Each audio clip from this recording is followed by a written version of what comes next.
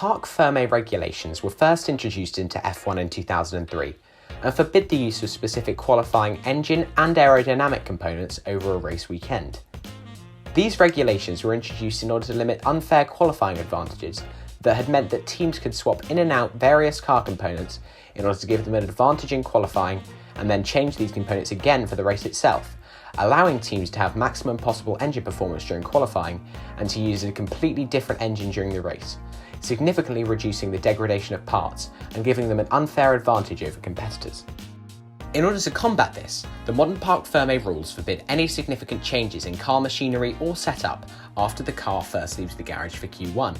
meaning that the team must choose the wing size and upgrades to implement before qualifying begins. This decision is often made using data collected throughout free practice and creates a more level playing field, removing the unfair advantage of teams who have the investment to be able to change setup halfway through a race weekend.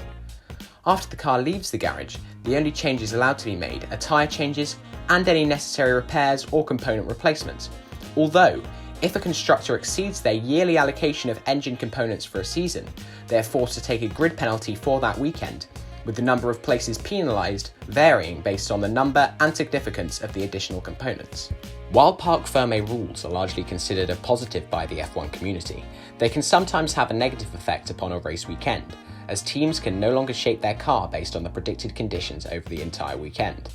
For example, if, at a circuit like Canada, a traditionally low downforce high-speed track, the weather was clear on Saturday during qualifying, but heavy rain was being forecast before the race on Sunday, then the teams would have to make a decision about whether they want to go through the whole race weekend with a low downforce setup, helping them along Canada's long straights and giving them a speed advantage during qualifying. But during the wet race on Sunday, this would mean that the car would lack the necessary downforce required to negotiate the slippery corners as a result of the wet conditions.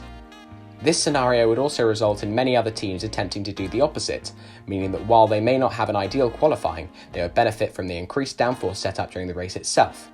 These are the sacrifices that have to be made as a result of the Parc Fermé rules, but these are largely considered to be necessary in order to make the sport fairer and more competitive.